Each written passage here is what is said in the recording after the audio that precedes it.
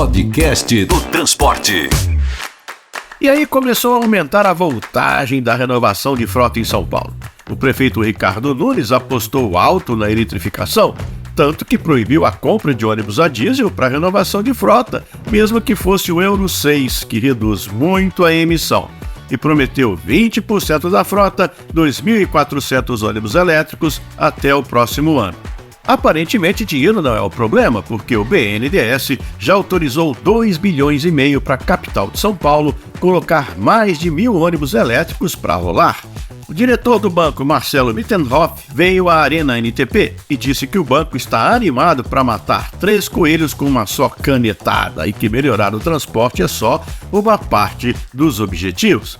O BNDES está muito satisfeito de fazer essa operação com São Paulo, porque a eletrificação ela é tanto pela questão da descarbonização, né, de reduzir as emissões, quanto para que seja um indutor da indústria brasileira, para que ela continue tendo mercado no exterior. O podcast e o Diário do Transporte foram atrás desta mega entrega e começaram a aparecer os furos. Adam Bazani, do Diário do Transporte, informava ainda em agosto. A gente perguntou para a SP Trans como está essa situação, a previsão para esses ônibus começarem a circular na capital paulista.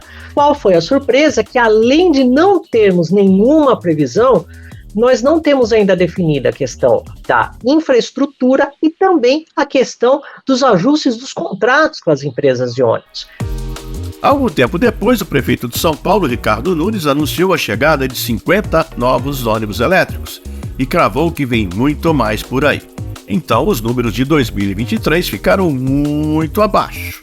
Agora, esse novo 2024 é ano eleitoral e a mobilidade urbana está subindo numa prateleira perigosa, em que a voz dos técnicos acabam perdendo importância frente à dos políticos. Então, a gente vai buscar correr com isso. Está no nosso plano de metas substituir 20% dos ônibus. Quantos ônibus nós temos hoje? 12 mil ônibus. Então, é realmente um grande desafio, mas nós vamos perseguir. Claro que os benefícios da introdução cada vez maior de combustíveis não poluentes ou menos poluentes é indiscutível. Resta, porém, uma questão que a gente até já levantou aqui em outros episódios do podcast do Transporte e que será tema muito importante da próxima Arena ANTP. Será que a cidade tem rede elétrica capaz de dar conta de carregar milhares de ônibus por dia? Resumindo, vai ter energia, cabo de transmissão e tomada para tudo? O prefeito de São Paulo, Ricardo Nunes, deixou claro que essa bucha vai ficar na mão dos concessionários. Se a gente tem infraestrutura, tem. Né? O que é necessário para ter ônibus elétrico? Os carregadores, as garagens das empresas estão se equipando, preparando para poder fazer o carregamento das baterias. O secretário executivo de Transporte e Mobilidade Urbana da cidade de São Paulo, Gilmar Pereira Miranda, esteve na Arena NTP também e reforçou que pela concessão assinada em 2019 e o aditivo mais recente, cabe aos concessionários cuidar da parte de infraestrutura que alimenta seus ônibus elétricos. A grande questão é saber, os concessionários vão conseguir instalar tudo a tempo? Gilmar Miranda acredita que vai dar tempo, mas devagar e em pequenas doses. Eles vão ter que bancar essa infraestrutura.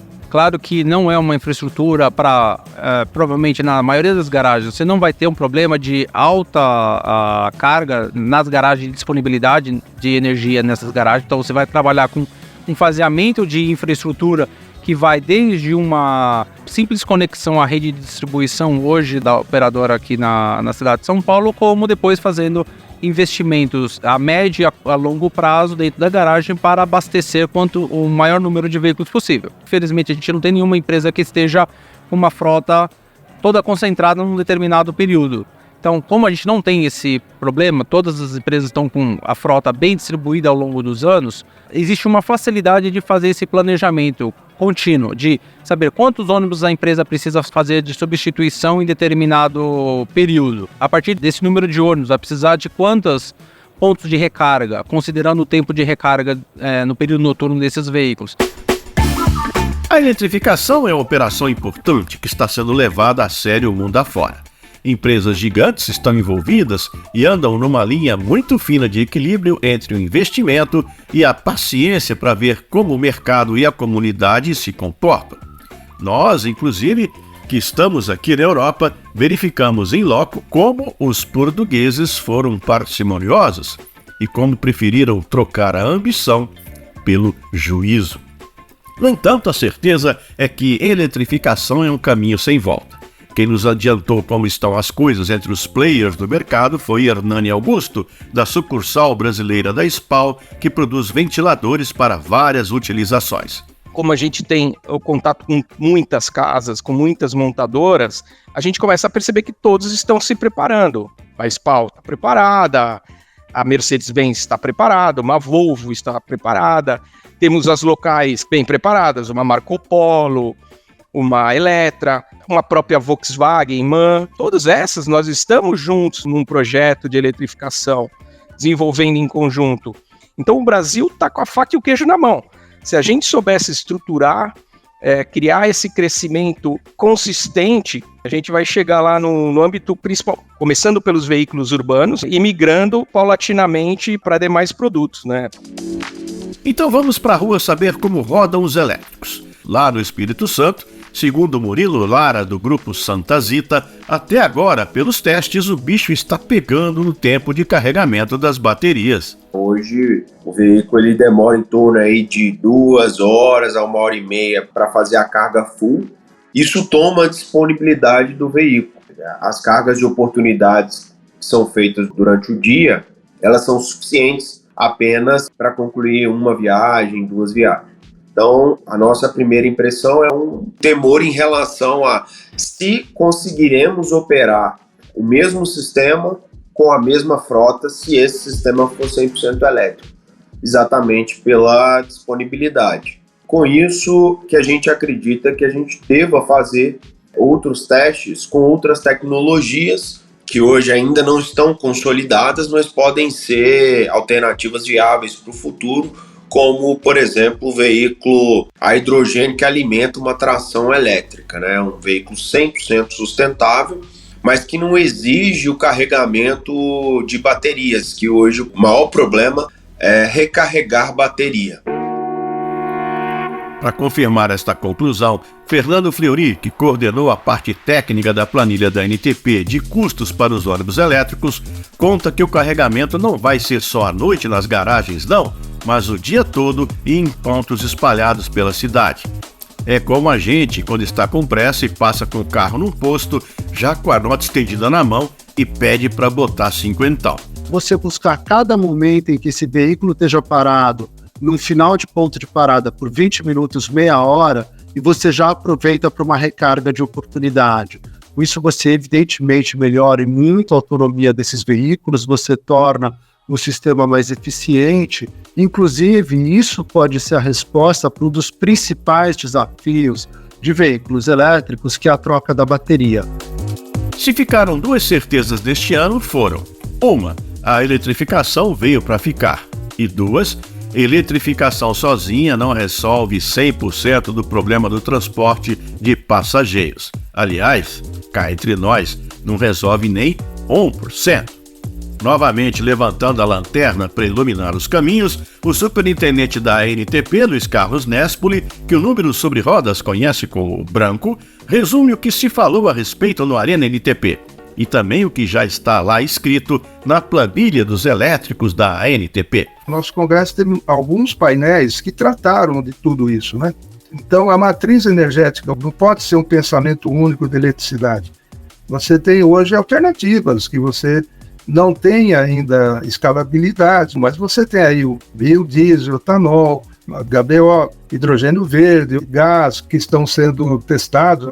A matriz energética do Brasil não pode ser exclusivamente elétrica. Então, o que a gente, inclusive, propõe na planilha da ANTP é que você tenha frotas híbridas, uma mistura de frota pura, elétrica, com uma frota diesel. Você tem hoje o Euro 6, que é obrigatório no país, uma resposta com material particulado, que é o poluente mais danoso à saúde nas cidades, ele já retira quase que 94% de tudo isso. Você tem ônibus que podem caminhar na direção da descarbonização. A primeira prova dos 9 veio com um temporal em São Paulo, que causou mortes, feridos, desalojados e uma multidão de consumidores sem energia elétrica por causa da queda de postes e outras desavenças entre governos, concessionária e pecados passados e presentes. No que tem a ver com o transporte, vários ônibus elétricos foram para a garagem, substituídos por outros a diesel. Foram números baixos, porque ainda tem pouco elétrico nas ruas, o que levou o nosso parceiro Adamo Bazzani, editor do Diário do Transporte, a cutucar onde pega. Afinal, 12, 69 ou 200 ônibus numa cidade como São Paulo podem ser substituídos sem grandes impactos. Mas e quando a frota chegar a 2.600 ônibus? E depois, mais tarde, a 12.000 elétricos? É isso. Acho que vamos passar este ano mostrando exageros da eletrificação e gente correndo atrás dos prazos e das instalações necessárias. Para o passageiro que não tem nada a ver com isso, é só ver chegar a novidade e se dar conta de que é nada mais do que seu direito. Um veículo decente, asseado e pontual. Bola pra frente! Porque tem aumento de tarifa enquanto isso. Podcast do Transporte.